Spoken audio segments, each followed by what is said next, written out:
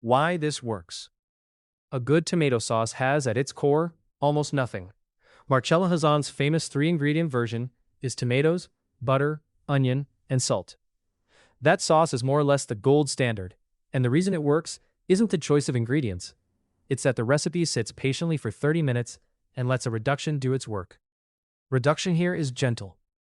Boiling tomatoes hard would over-evaporate and scorch the milk solids in the butter. A low simmer lets water leave slowly while flavor concentrates. The sauce thickens not by adding anything, but by removing about a third of the original water. Same physics that runs through every French reduction, here applied across a longer, lazier timeline. There are two interconnected chemistries running through that 30 minutes. The first is reduction proper. Water leaves, flavor concentrates, body increases. The second is light caramelization at the bottom of the pan, where occasional contact between the sauce and the hot pan surface lets a little sugar in the tomato darken. Stirring lifts that brown residue back into the sauce. Call it tomato's own tiny version of fond. The result is a sauce that's deeper than its ingredient list suggests it should be. The whole onion is doing two jobs. Its mass slows the reduction. The sauce can't rip past 100 degrees Celsius while there's an evaporating onion in it, and it gives off aromatic compounds slowly, without falling apart into the texture. Pulling it at the end gives you a smooth sauce with onion's complexity, but none of its bite. You can also leave it in if you like a coarser, more rustic feel. If you do, dice it small before adding so it disperses. For an editorial step beyond the Hazan base, the Mirepoix adjacent move is to chop a small onion fine, a small carrot fine, and optionally celery. Sweat them in the butter for 5 minutes before the tomatoes go in. This builds an Italian-style sofrito base, a cousin of the Italian sofrito, with a slightly different ratio than the French mirepoix. A sofrito sauce is rounder, more complex, slightly closer to a bolognese register without the meat. The umami note here is quiet but real. Cooked tomato is one of the densest natural sources of free glutamate. The long simmer concentrates it. This is also why a small spoon of grated Parmesan stirred in at the end disappears so completely. Both are doing the same chemical work from different directions. Common mistakes: heat too high.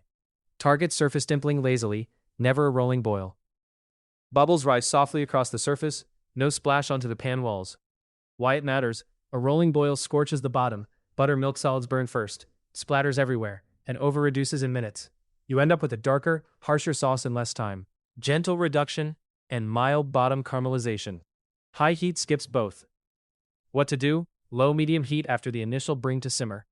If splashing on the pan walls, the burner is too high. Workarounds: weak burner control, use a flame tamer or diffuser under the pan. Stirring too much? Target: stir every 5 minutes, just enough to lift anything starting to catch on the bottom.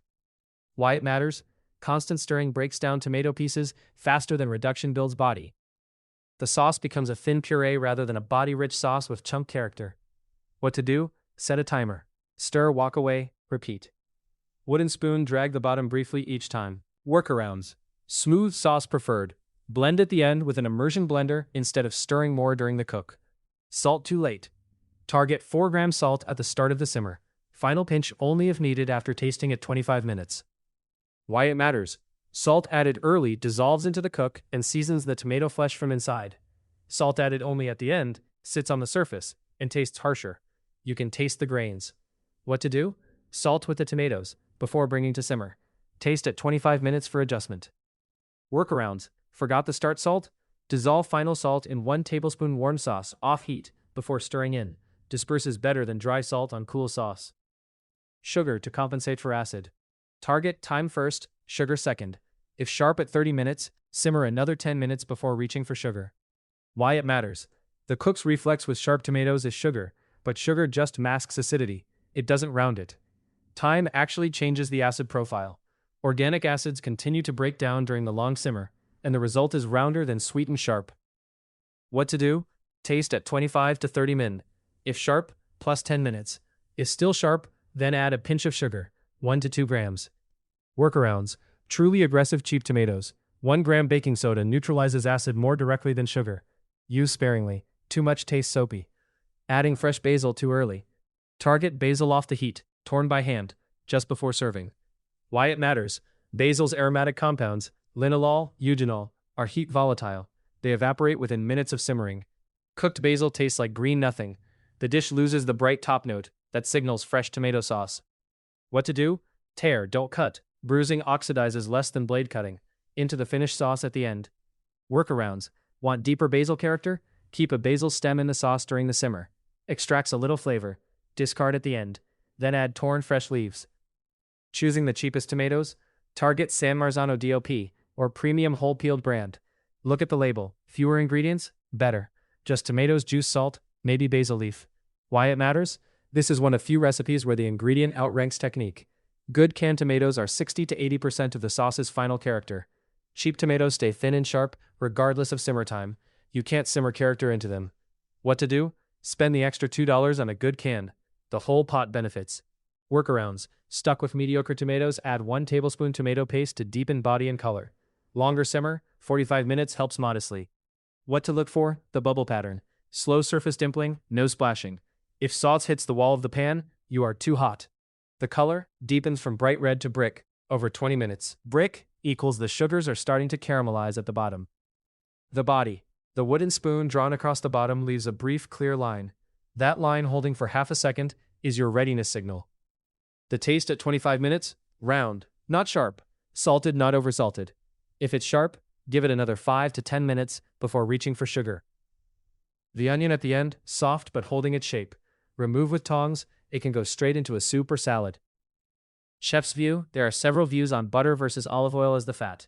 Marcella Hazan's classic uses butter, full stop, and the result is roundly creamy. The southern Italian tradition uses olive oil and lets the tomato's brightness speak. My view, butter for a sauce going on a delicate pasta, pappardelle, fresh fettuccine, or a poultry dish. Olive oil for a punchier sauce, for pizza, or for anything Mediterranean leaning. Half and half is also legitimate and not a cop-out. The other quiet decision is whether to add garlic. Hazan didn't. Many home cooks default to garlic without thinking, and a lightly crushed clove, added with the onion and removed at the end, does add a youthful aromatic layer. But raw garlic added in the middle of the cook can taste assertive, and minced garlic added at the start can burn. If you want garlic, treat it like the onion, in whole, out at the end. This is the recipe that taught me that patience is an ingredient.